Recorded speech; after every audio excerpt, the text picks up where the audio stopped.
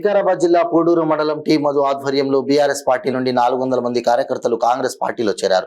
Parigi MLA TM Rammohan Reddy వారికి Congress party కండువా కప్పి పార్టీలోకి ఆహ్వానించారు.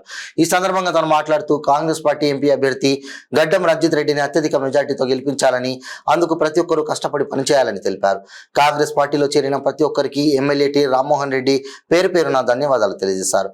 ఈ కార్యక్రమంలో హనుమంతు ముదిరాజ్, రితిక్ రెడ్డి, ఎర్రగడ్డపల్లి కృష్ణ, పెంటయ్య, పాలాది శ్రీనివాస్, జగన్, మల్లేష్, కాంగ్రెస్ పార్టీ నాయకులు, కార్యకర్తలు పాల్గొన్నారు. అదేవిధంగా గతంలో ఉన్న ప్రభుత్వం ఒక 7 లక్షల కోట్ల అప్పులు చేసి రాష్ట్రాన్ని దివాలా తీపించింది. కాబట్టి అనుకున్న సమయానికి కొంత చేయలేకపోయినప్పటికీ ఎలక్షన్ కోడ్ అయిపోగానే కొంతమందికి గ్యాస్కి సంబంధించిన డబ్బులు పడ్డాయి. 500 రూపాయల గ్యాస్ సిలిండర్ కొంత పడలే. ఎలక్షన్ కోడ్ కాగానే అది కూడా పడేటట్టు చేస్తామన్న విషయాన్ని కూడా మీకు అందరు కూడా తెలియజేస్తూ, మహిళలకు ఆర్టీసీ బస్సులో ఉచిత ప్రయాణం కల్పించడం, ఇంకా ఆరోగ్యం బాగాలేకుంటే కూడా 10 లక్షల రూపాయల వరకు రాజీవ్ గాంధీ ఆరోగ్యశ్రీ పథకం కింద మనం వైద్యం కూడా పెద్ద పెద్ద కార్పొరేట్ హాస్పిటల్లో కూడా 10 లక్షల రూపాయల వరకు వైద్యం చేపిస్తున్నాం. ఇంకా ఇండ్లు ముఖ్యంగా ఎక్కడికి వెళ్ళినా సరే దాన్ని ఏమంటుందంటే ఏమంటుందంటే గతంలో ఇందిరమ్మ ఉన్నప్పుడే మనకు భూములు ఇచ్చింది. ఇందిరా కాంగ్రెస్ ఉన్నప్పుడే ఈ పెద్ద మనుషులకు తెలుసు, బండ్లు ఇచ్చింది, ఎడ్లు ఇచ్చింది, భూములు ఇచ్చింది, ఎండ్లు ఇచ్చింది. వ్యవసాయం కొట్టమే.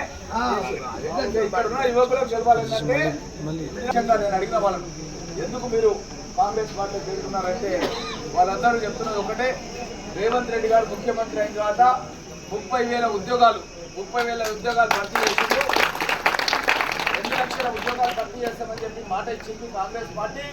కాబట్టి తొందరలోనే ఉద్యోగాలు వస్తాయి మనకు కాంగ్రెస్ ప్రభుత్వం లోపల. కాబట్టి కాంగ్రెస్ పార్టీకి ఓటేయాలి.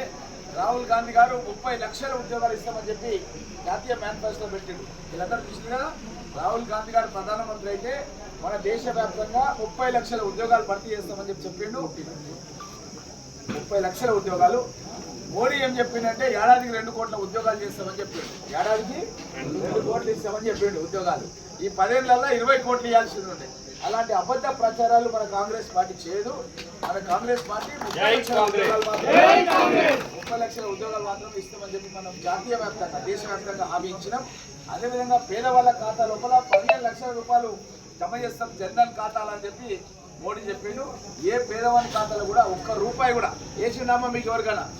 మీ ఖాతాలో ఎవరికి వెళ్ళలేదు, మోసం చేసిండు. అదేవిధంగా రైతులు పెట్టుబడి అయితే ఉంటుందో మనం ఎకరానికి 50,000 అట్లా పెడితే 1,00,000 రూపాయలు ఆమ్దాన్ని వచ్చినట్టు చేస్తా అన్నాడు. 1,00,000 రూపాయలు తీసుకొని విడిచిపెట్టు.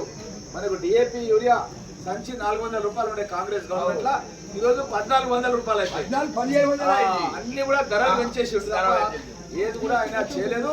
అందుగురించే మన కాంగ్రెస్ ప్రభుత్వం రాగానే రేవంత్ రెడ్డి గారు ఇంటికి కరెంట్ బిల్ అనేది మాఫ్ చేసేసినాం. మన మొత్తం తెలంగాణ రాష్ట్రంలో ఎవ్వరింటికి కూడా కరెంట్ బిల్ లేదు. ఎవరైనా లైన్ మీద అడిగితే యువకులు ఇక్కడ మీరు ఉన్నారు, నాకు ఫోన్ చేయండి, నేను లైన్లో పెట్టి మాట్లాడతా వాళ్ళతో. ఎవరైనా మీ ఇంటికి కరెంట్ బిల్ కట్టమని వస్తే నాకు ఫోన్ కలిపియండి, నేను మాట్లాడతాను. ఇది శాశ్వతంగా, ఇదేదో ఈ నెల గురించి ఎలక్షన్ గురించి కాదు. ఆ రోజు రాజశేఖర్ రెడ్డి గారు వ్యవసాయానికి కరెంట్ బిల్ మాఫ్ చేసి